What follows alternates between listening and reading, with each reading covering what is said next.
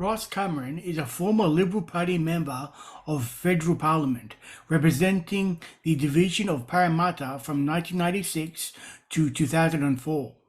During his time in active politics, he served 3 terms under the Howard government as Parliamentary Secretary to the Treasurer Peter Costello.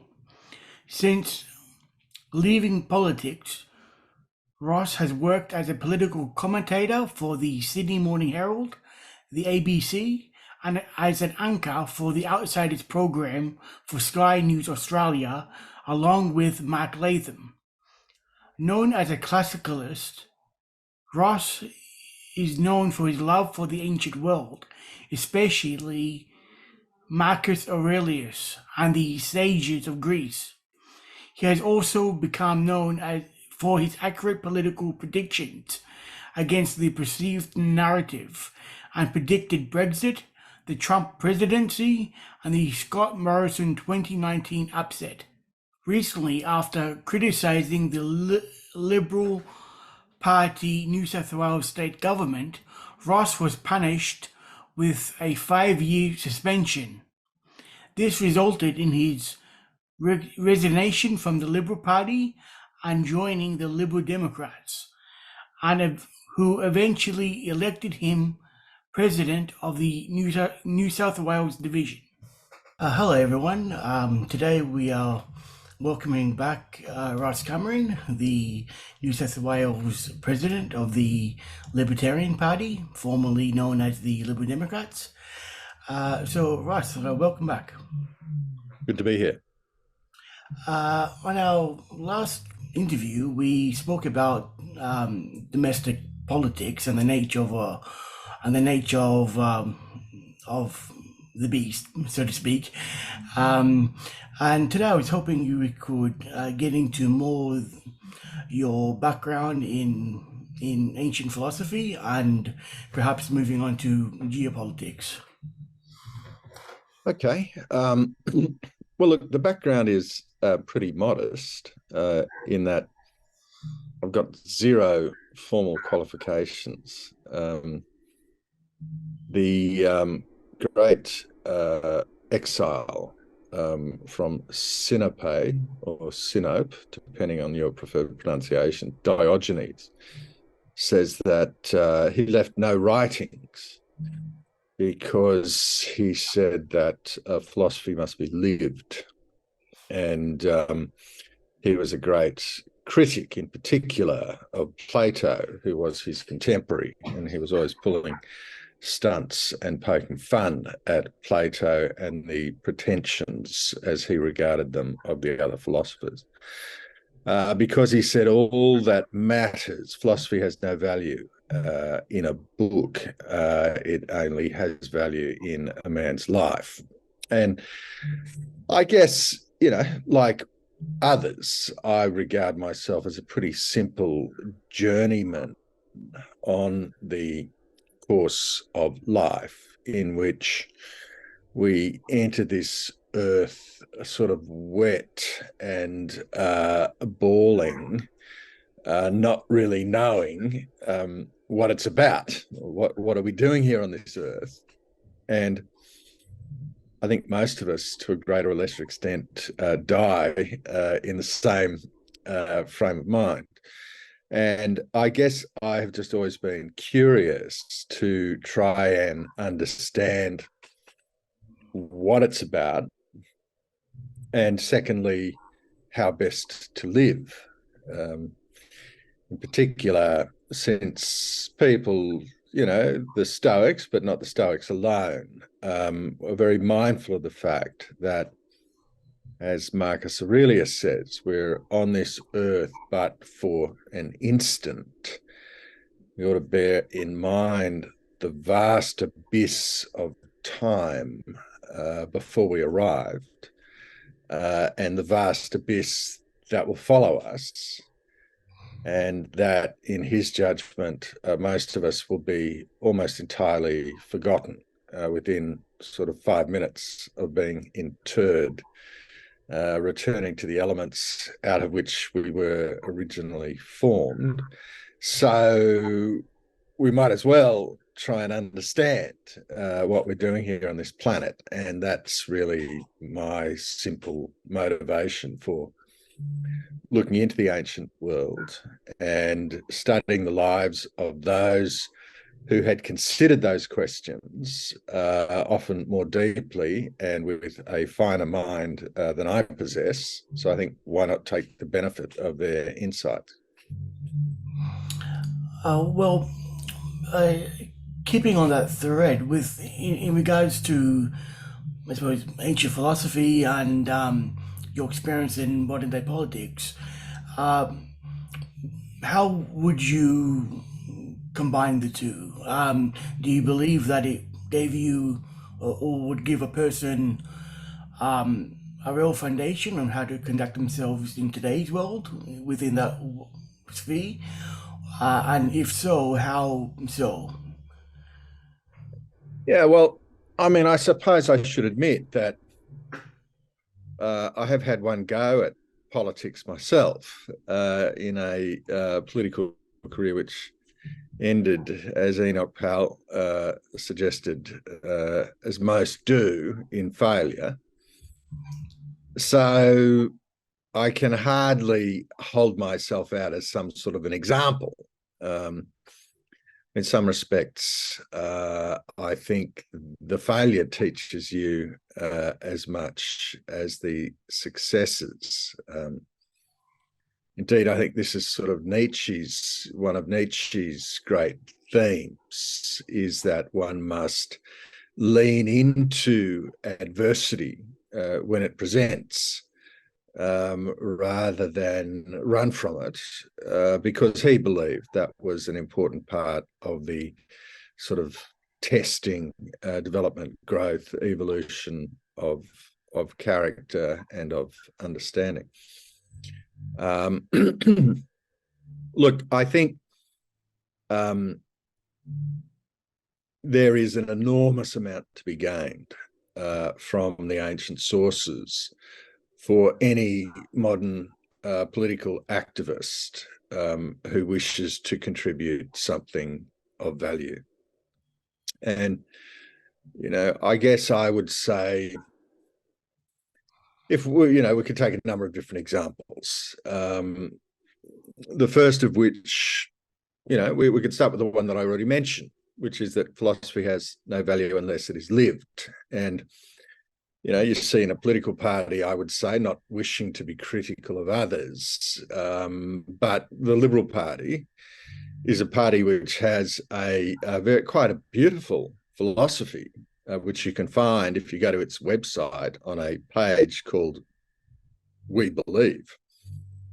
But that is where the philosophy remains, on the page, on the website. It seems to have absolutely zero influence or bearing on the actual conduct of the organisation in practice. And I think you get a much more cogent and effective political movement if there is a coherence between its philosophy and its actual policy, while in particular in government. Another simple angle would be the great Stoic insight, which is that your life can be divided into two spheres, in which every aspect of your life can fit into one or the other. And those two spheres are those matters over which you have some influence and control, and those things which affect you, but over which you have no influence or control. And the Stoics argue that one must concentrate. The secret to a productive life is to concentrate all your productive energy only on those things over which you have some influence and control. So if we take, the most simple and obvious application of that principle, Australia produces, around 2%, I would say less than of all of the man-made carbon dioxide.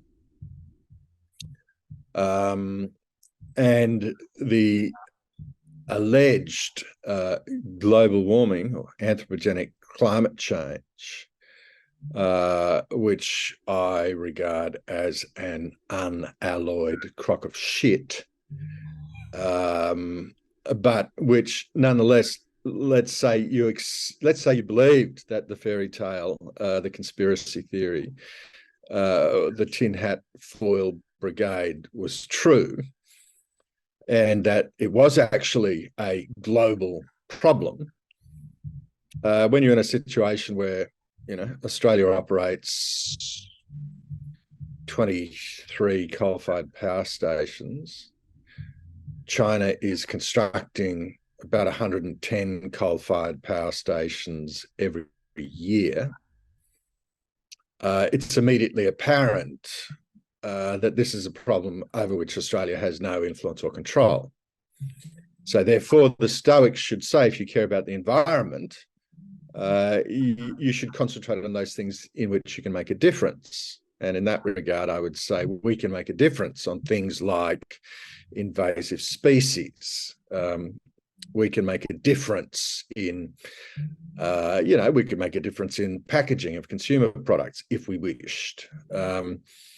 We could make a difference by the fact that, over 70% of the Australian continent is desert, because in 245 years of European settlement, occupation, we've made absolutely no difference to accessibility to fresh water. Indeed, 99.5% of it we simply waste and flush it back into the salt water of the ocean rather than using it on the continent. So, and yet the entire sort of national fetish of the policymakers is trying to reduce the temperature of the earth, a matter over which Australia has zero control.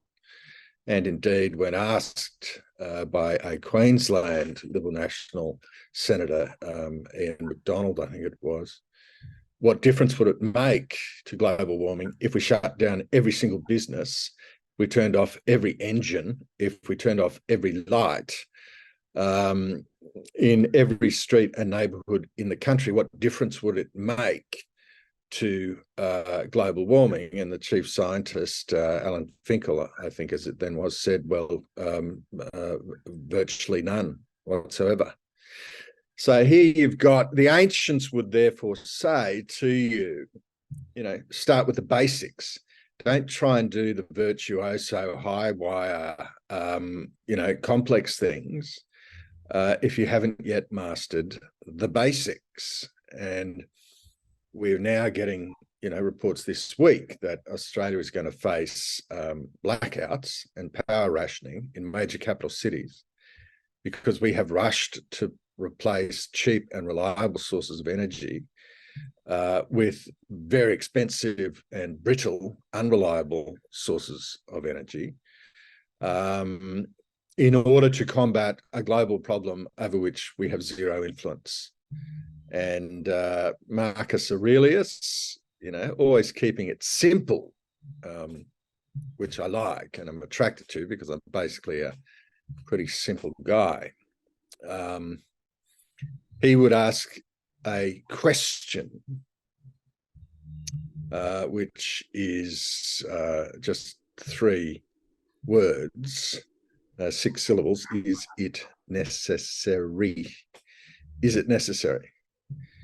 And what Aurelius, who's obviously a former Roman emperor, the CEO of, at that time, the most vast empire, he's really saying, there are certain things that come across your desk, or in his case, quite often a tent on a battlefield on the Danube in the far northeastern corner of his empire, there are certain things you must respond to, and they fall into the category that he describes as one's duty. And he says they are, because if you don't respond, there's going to be the consequence of not responding is far worse than the consequence of responding.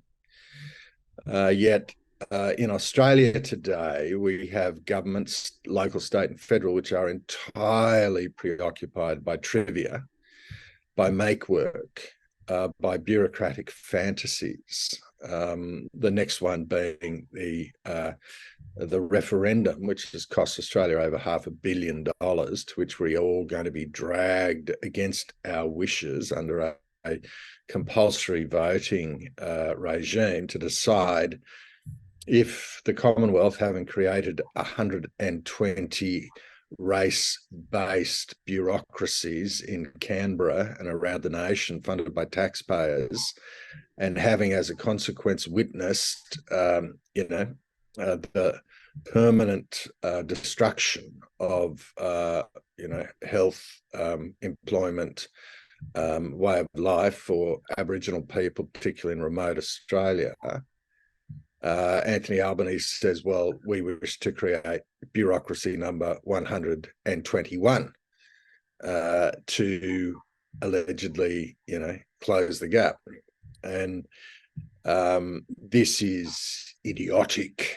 This is pure sort of signalling of a desire of a politician to signal concern for a problem, which he has absolutely zero intention or capacity to solve. And for that marketing campaign of Anthony Albanese's virtue, the Australian people must waste over $500 million of hard-earned taxpayer contributions. And Marcus Aurelius would say, is it necessary? And the answer, in my judgment, to any reasonable mind is no, it's not. In fact, it's a complete waste of time. So why don't you concentrate on trying to put heat into the apartments of pensioners rather than creating yet another race-based bureaucracy of the failed Indigenous policies of Canberra. Well, what we have there is a clash of philosophies and worldviews. Given that the West, Australia, Western world altogether, our lineage has been, ancient Greece, ancient Rome, the Judeo-Claudian religion, and Age of Enlightenment. That was the foundations of the West. Since then, we have fought against other ideologies, particularly during the 20th century, of communism, fascism, Nazism. We won out against all of them. Now it appears that this internal, almost a Western brand of Marxism, known as, coming in the form of wokeism and all its other spin-offs, has affected the Western mind. How does that happen? You would think going against those other religions, those pseudo religions of totalitarianism, that would provide us the blueprint or the ability to recognize such bad ideas. But it seems to have taken hold more today than back then. What do you think happened? Well, Daniel, Ronald Reagan said that a contest for liberty takes place in every generation. Will Durant said that barbarism never gives up. He said whether through wars or uncontrolled mass migration or other kind of forms of ideological indulgence. Barbarism is always at the gates of the village. And it never gives up. It may go into retreat, but it will always come back seeking to recover the losses it has suffered under the growth of civilization. And, I think we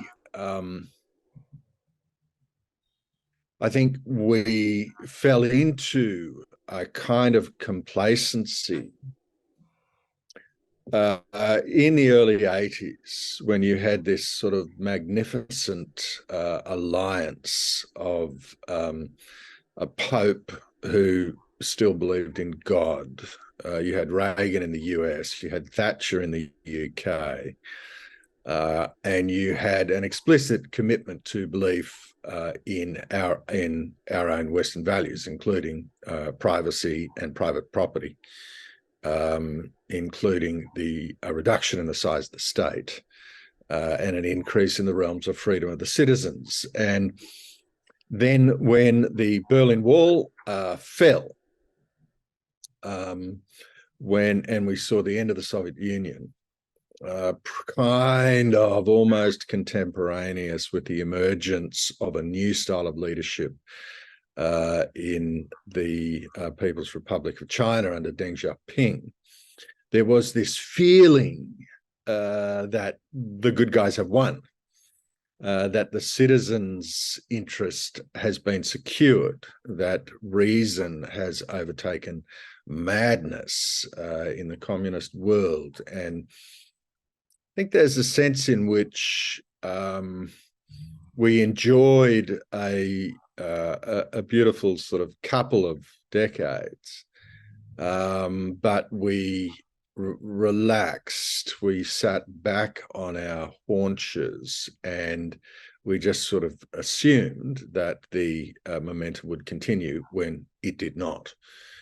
And those, there just is always this propensity. You put a group of human beings together, whether in a company, a charity, a church, a government, or a political party, there is a propensity to fall into factions, and for some to appoint themselves. There is something about the human personality, the character, where there is a kind of character that takes much greater pleasure in destruction, which is relatively easy, than in creation, which is quite difficult. And the gains of 100 years can be washed away in sort of 100 minutes of violence. So I think that, as you say, it's a different kind of threat, and it's been a different kind of I would like to call it a coup. But the thing we have to admit about this extremely successful and now not just powerful but dominant franchise is that most of it, nearly all of it, has been done by consent in democratic states, where the genius of the leftist cabal is, no matter how dangerous and destructive their policies, they have either seduced or terrified the population into accepting them and indeed voting for them. And so we are the authors of our own destiny in that sense, and we ought not to pretend that, if we look, for example, at the last massive breach of the ancient rights of citizens in the tradition to which you refer, in the sort of Enlightenment, democratic, I would say, Judeo-Christian,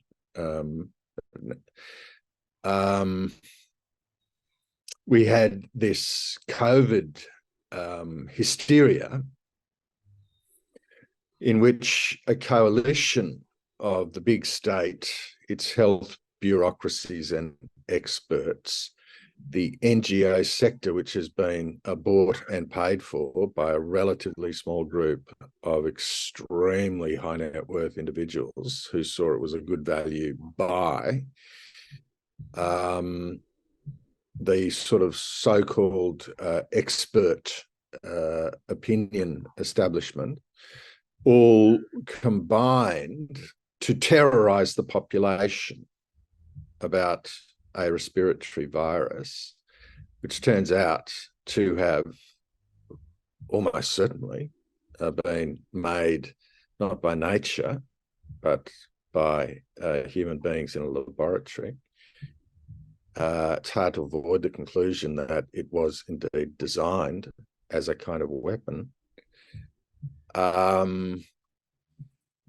The point is, the levels the government then pays, in effect, $50 million a month, state and federal health agencies pay to major masthead media in order to buy the editorial, which will terrorize the population into such a state of fear that they will vote for Mark McGowan in the most comprehensive thrashing of his political rivals, because he holds himself up as the champion of the kind of hermit state. I will keep you safe. And, you know, the point is that he was rewarded for destroying the ancient rights of the citizen to freedom of movement and indeed freedom of speech and opinion, and so that any doctor or nurse who dissented from the injection of untested experimental drugs into the shoulders of babies and pregnant mothers would have their right to practice removed, would be deregistered. And, you know, we have chosen this course. And I would say, you know, at the risk of droning on,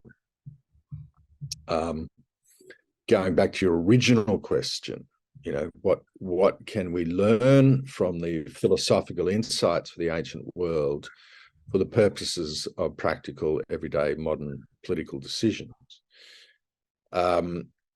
You know, what we saw was that there's actually very little reasoning depth in the Australian population, that our capacity to conduct original analysis, for example, if you wish to add a brand new, totally previously untested experimental combination of chemicals to the human body, which is not just a new drug described as a vaccine, but an entirely new delivery platform for that drug, the form of the creation of new factories inside the human body manufacturing a spike protein, to which we have no real idea the extent to which that those little micro factories will travel throughout the human body, through its reproductive organs, through the brain, what it will do to the immune system. You know, I believe that a rational thinking person should have taken, you know, 5 minutes to say that the risks of the virus, which according to the Israeli National Department of Health, did not kill a single person in the age group of 18 to 59, not one death from COVID, from a person who had no other comorbidities, then the idea that you are going to inject this dangerous experimental chemical, not just, you know, into the bodies of the advocates, but into everybody's body, that should have been a very quick look at that. Nah, that's a dumb idea. That's a no-brainer. I'm not going to roll up my sleeves for this program. But we found that something like, here in New South Wales, about 95% of the population submitted to at least the first jab, and even bigger, most submitted to the second. We're now down to, I think less than 20% have agreed to the latest booster because they have finally woken up. But it has been a very, very painful process to wake up. And the reason why the question is, why were we so easily intimidated? Why did we lack the reasoning capacity to look through the government propaganda and the media profits to see where the interest of the citizen was? And I would say it's in part because we lack those deeper roots into the ancient world, which would have told you that this is not a good deal. And, since you've sort of pulled the finger out of the dike and just let me go on the Ross Cameron rant, No, that's fine. I will continue on the same theme. And Lucian of Samosata is one of the great literary figures of the ancient world. Indeed, he was a contemporary of Marcus Aurelius. So we're talking about sort of 150, 160, 170 AD. And he was originally, he didn't come from Rome. Samosata, I'm pretty sure, is in Syria. But he was a kind of genius, a very fascinating, interesting life story. No one else in the ancient world refers to him anywhere, but there are very few figures in the ancient world for whom more of their body of work survives. And so we have plenty of Lucian. He's the very first writer of science fiction, in which he wrote a story about a contest between the inhabitants of the moon and the sun. But he's famous. He was a itinerant, sort of ran away from home when he was a boy. Like Socrates, he was the son of a family that made its money making and selling statues of the gods of the period. So he developed a sort of healthy skepticism about the gods and about this human propensity to want to attribute supernatural causes to natural events. And this became a big part of his shtick, was to attack the excesses of the priests and the philosophers, who were seeking to use their power for their own benefit rather than to discover the actual meaning of what was taking place and to benefit the people they were meant to be serving. But Lucian wrote a true story, as it turns out, a story that nearly killed Lucian.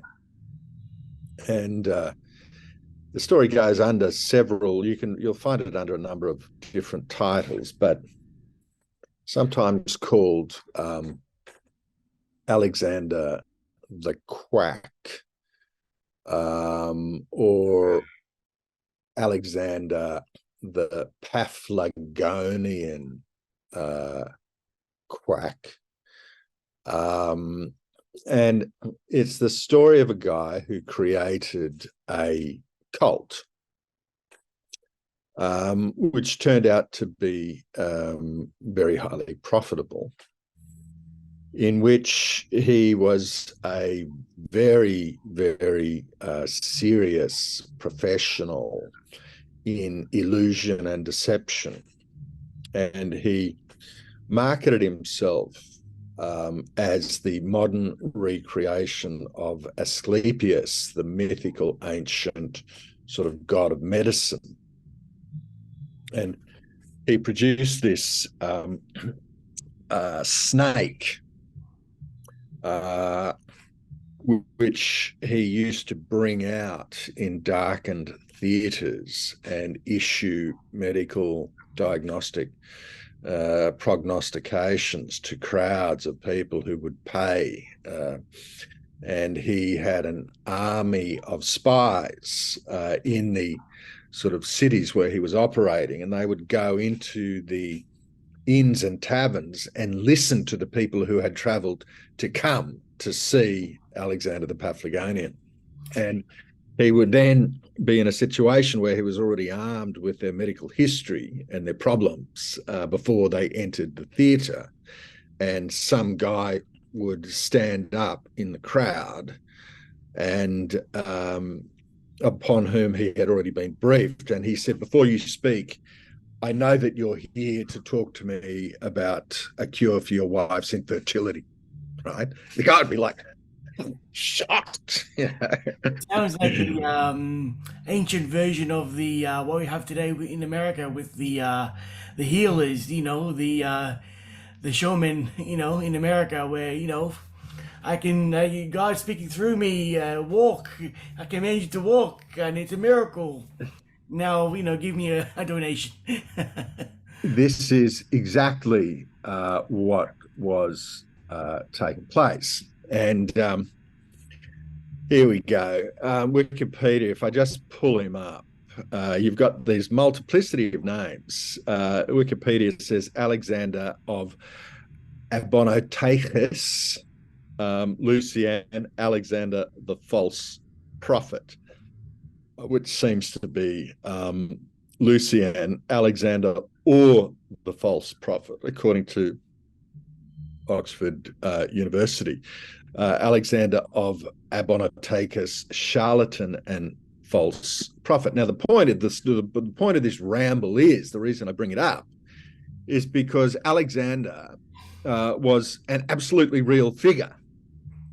And when Lucian went and studied this phenomenon and then published the story where he revealed the various, he committed the crime of revealing the magician's secrets of the tricks. And Alexander the Paphlagonian had actually entered into an alliance with a couple of local governors where they would support his cult if they got a cut of the money. And indeed, this was all taking place at the time of the Antonine Plague. And the Antonine Plague broke out originally in the military barracks on the perimeters of the Roman Empire. But when the soldiers returned to Rome, they carried it back with them. And that plague lasted for over 20 years. And it was a real plague. And according to some sources, it cost, it may have been 25% of the population of Europe. It almost certainly killed Marcus Aurelius's younger brother, and could easily have killed Marcus himself. Modern sort of students of the history and evolution of pathogens are not quite sure what the pathogen was. Some people think it was smallpox. We don't really know for sure, but it was a real pandemic. And in that environment, there was this heightened sense of fear. And, Alexander actually sold a little sort of plaque that you could put over the door of your house that would allegedly ward off the spirits. And of course, the snake is the snake of Asclepius, who still appears on the insignia of most medical professions, where you see the bloke leaning on the staff with the snake wrapped around it. That's where the imagery comes from. And we still find in the archaeology today, when we are unearthing these Roman villas all over the empire, we find this little phrase, which just escapes me, but you can find if you go back to Lucian, on the doors of these fearful, desperately fearful people looking for some kind of a vaccine, some sort of medicine man, some quack theorist who's going to protect them from this sort of existential fear of the pathogen. In the case of the Romans, they actually had genuine reasons to fear the pathogen, whereas we, under the influence of very stupid people like, Scott Morrison, Greg Hunt, the Armenian chick, what's her name again? Premier of New South Wales, completely forgettable individual who was as fearful, Gladys Berejiklian, as fearful as the daft supplicants, in the theatres of Alexander the Paphlagonian. Well, it's funny though. There's nothing like the fear of sudden death would make people forget their senses and look for a savior. I think for a long time we were taught learn helplessness. I think we can trace that back to even 9/11 with terrorism. The more you are bombarded with this idea of anything can happen at any time, and you're helpless to do anything about it. For example, a terrorist could blow up, a building, or set off a nuke, or a disease, a virus, or whatever. The more you're taught there's danger out there, there's nothing you can do about it, the more you will turn to those in authority, or come across as being in authority, as a way of please save me. Yeah. I'll do whatever you say, just keep me safe. And I think we've been punch drunk. I think from 9/11 till now, we've been one thing after another. The terrorist threat, the '08 financial crisis, the virus, the everything else in between. I think we've really been softened up. So with the COVID situation, I think we really were in such a state where, not too surprising that so many people submitted. And I think in combination with that and a dumbing down of the education system, I mean, your generation and previous, the type of education you would get, it was, I think way more better. It was much more foundational. Like, for example, I've been told it was mandatory reading in high school. Orwell, 1984. Brave New World. You would even be taught the foundations of Latin, so you understand where the words, come from.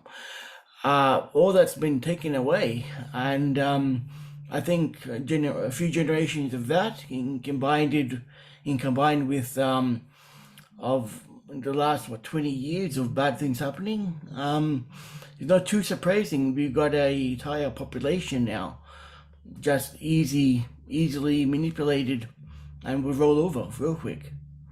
Does that sound correct to you? Yeah. I think we are in furious agreement. There's the question of how do you reduce the population to this state of kind of uncritical acceptance of fairy tales and a complete surrender of the faculties of reason, judgment, original analysis. It's a guy named David Luton, Luton, who wrote a book called Toxic Charity. And in that book, he was talking about the negative impacts of certain forms of charitable sort of giving and receiving. And he identified these 5 phases of dependence, which we see in welfare-dependent populations now around the world, including quite conspicuously in Australia. But the first gift produces appreciation. The second gift produces a reaction of anticipation of a third. The third gift produces a sense of expectation that there will be a fourth. The fourth gift produces a sense of permanent entitlement to this pattern. And the fifth gift produces dependency. And I would say that the nature of the education system is designed to teach young people largely to distrust their own faculties, to distrust their own species and race in particular, if they happen to be white or European origin.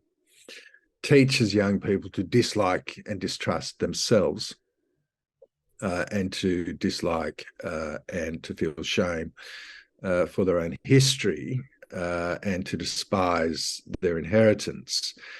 And once you've done that, now the latest mad craze is to teach young people to distrust their own biology and gender. And once you can create this level of dissonance, of discombobulation, a citizen will be a sucker for anything. And, I believe in particular, the system is designed to create greater dependency. Number 5 in the list of the results of toxic charity. It's designed to create dependency on the state. It's designed to turn society into a court in which the citizen is constantly on trial for his or her, moral and civic defects.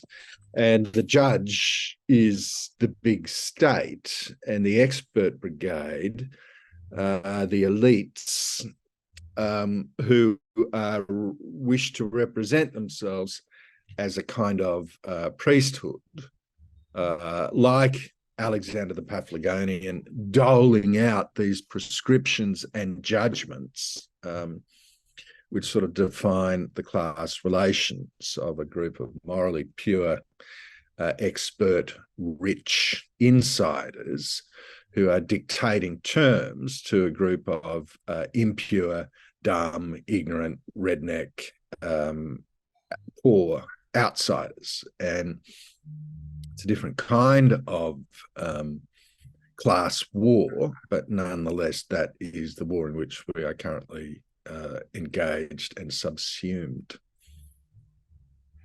Well, we've seen that reveal itself in a number of occasions. We saw that with Brexit, how when people voted to go out, they were stupid. They didn't realize what they were voting for. They didn't get it. Trump came along, or you were duped by a charismatic con man. COVID happened. Well, people who don't go along with the vaccine or the lockdown, or you're stupid too. It really is showing there's this class, not just within politics, but even within society, that has real disdain for its fellow citizens. I think for a long time we didn't like to believe that, but I think it really showed itself. One of the reasons why I think, going back to how this happened and the education, it would seem that I would say it would seem that Gramsci has won out. He was successful. I mean, after the fall of the Soviet Union, the idea of the hot warfare and world revolution was no more. But it seemed that they never gave up. But they just turned from hot warfare to asymmetrical soft warfare and did the long march into the institutions, and it's been and they were successful. I mean, look at the universities. How many professors are some variant of openly being a Marxist? I mean, you will never see that when it comes to fascism. They won't say, "Oh well, Mussolini did a few bad things, but the trains ran on time, and I'm a fascist." So it's strange how it was still very accepted. And I would say maybe the solution would be, ironically, the anti-globalist, so to speak, would have to adopt Gramsci himself, and in a method you have to play the long game and maybe try to at least take back the institutions, or at least create alternative ones. Do you think that's realistic? Hmm. Um, well, I think it's an interesting question. I think it's the right question. I'm sort of, I wish I had greater clarity to give you in my response, Daniel. I think that what we are seeing, if we again go back to the ancient sources, you'll find the greatest generals, before Alexander the Great, probably Xenophon. But whether you're looking at Xenophon, Alexander, Julius Caesar, the great generals recognized that each battle had to be fought on its absolutely specific circumstances of, weather, topography, relative strength of the two forces, the extent of the skills spread throughout the platoons, battalions, divisions. And the great general is the one who has the sort of plasticity or adaptability of mind to recognize the changed circumstances.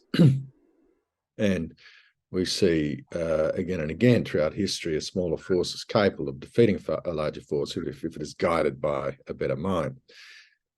And I guess I would say that the Gramsciite progressive left, cultural Marxists, they adopted a strategy under the Saul Alinsky style model, which is to erode the operation from within.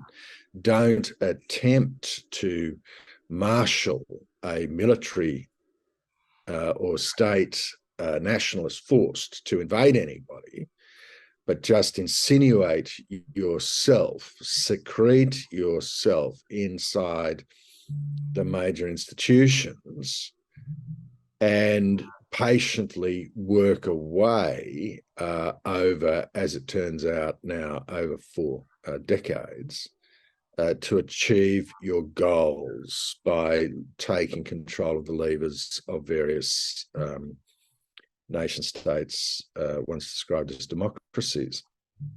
So fascinatingly, if we just take one example, Dr. Philip Khoury was one of the most lucid, courageous, rational observers of the global response response to this sort of COVID mania.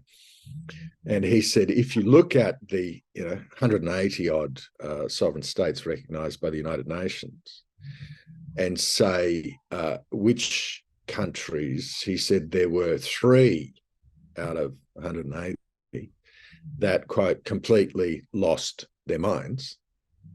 He said, take your pick in the order of precedence of mental derangement of public health policymakers between Canada, Australia, and New Zealand. So our country winds up in the distinction of being, among the top 3, in the top, in effect, 1% of the most fearful, deranged, locked down, lost our minds. And yet those 3, it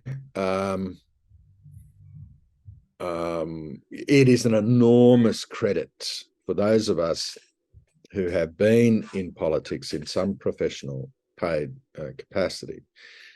We say politics is a business that pays on results, and we have to say extraordinary, successful long-term mission by the big state bureaucratic neo-Marxist left. They sort of, we have to say, almost deserve the results they're getting because they have worked for so hard over such a long period of time to achieve it, to the point where they can now kind of get away with injecting a 10-year-old girl with puberty blocking drugs that will permanently sterilize her, while at the same time conducting outraged, furious campaigns to heighten the standards of consent required in an intimate relationship.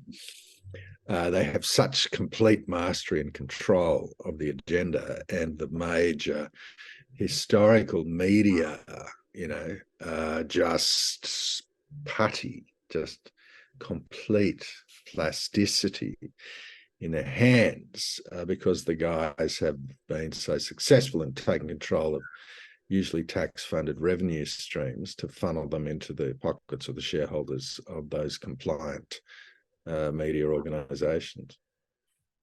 So anyway, I just say to you, the fact that they have achieved this result by this method, it may be that some alternative method in response is required in order to overcome this threat. It looks like the more likely result is that they will succeed in destroying the civilization, that the aircraft, which is sort of faltering, will reach stall speed, like an energy grid, municipal power transmission network that requires a certain level of what the electrical engineers call inertia, which is the underlying power generated by a minimum number of coal-fired power stations, which are switched on 24 hours a day, not dependent on wind or sunlight, but just continue to churn and deliver this base load of power, which keeps the whole grid functioning effectively, efficiently, safely. And what happens is, if you fall below that minimum level of what is called inertia, the whole thing becomes unstable and ceases to function and will implode.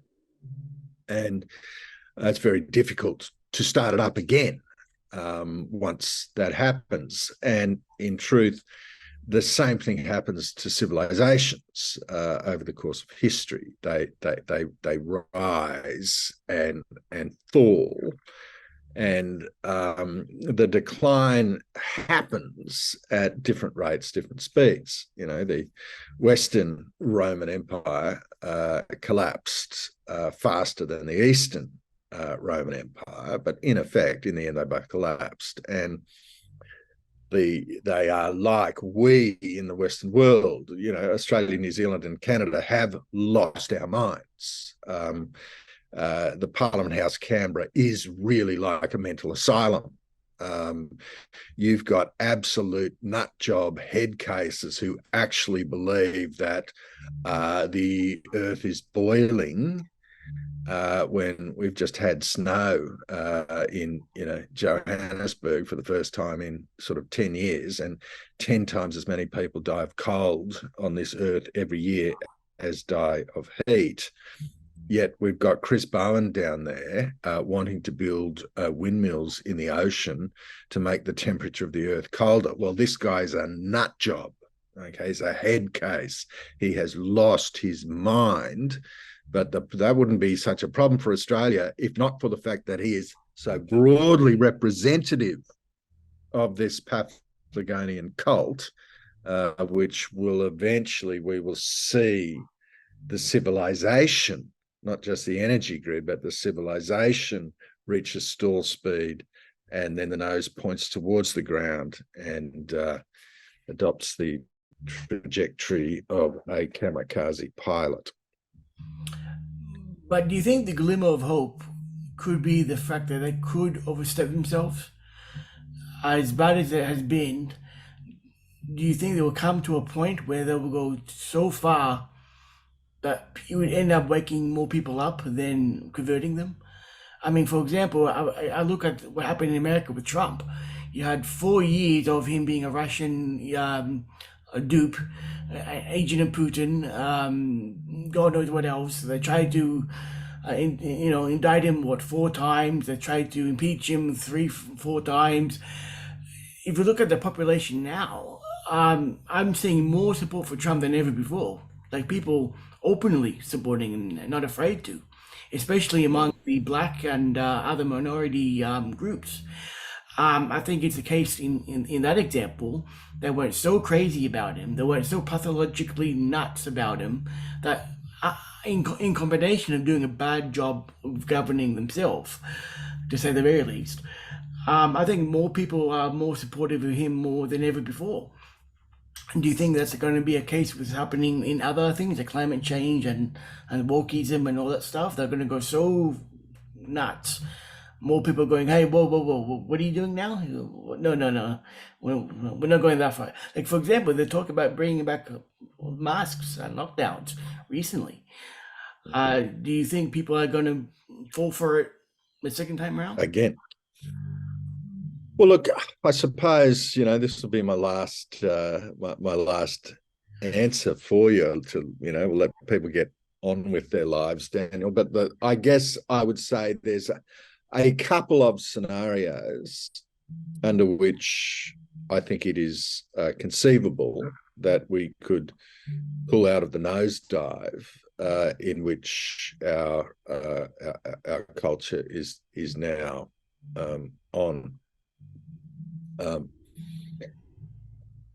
I think Trump does represent a significant moment of what we might call kinetic energy in the political realm, in the sense of a build-up like a coiling spring that energy is going somewhere, and we don't really know where. We're entering relatively uncharted waters where you have in the United States a political establishment who has decided that they will not tolerate Donald Trump as a candidate for office. Not just because he has a increasingly good chance of winning if he recontests, but because he represents the single greatest threat to the entrenched power of the elites and the vested interests, really in a generation. He had one go at it, made it, I would say, I don't want to use the word tepid, but in the end he got rolled. in the sense that, he began pulling the US out of foreign entanglements, bringing peace to the Middle East through the Abraham Accords, seriously undermining the reach and influence and cash liquidity of the military industrial complex. And so then they just decided to roll him because he was not playing ball. And as it turns out, they effectively had the power from within the American government to destroy their own president. And now, having sort of like once bitten, twice shy, he's coming back with a full frontal confrontation with the swamp. And the question, what we are seeing is the more overreach there is towards him in terms of finding reasons to charge him with offences and impeach him, whilst leaving the incumbent Biden family with just more and more incontrovertible evidence of corruption, entirely or virtually entirely untouched. Some little sweetheart deal with Hunter to give him the tiniest little sort of tap on the wrist for quote tax evasion, when he's confessed on tape to being in a cash relationship with the head of the Chinese Communist Party's intelligence agency, not to mention the Burisma, where it looks like the US is running a war in Ukraine in order to enrich the Biden family. The big guy. The big guy, Mr. 10%. So, look, that thing, the more they persecute him, the better Trump's polling is.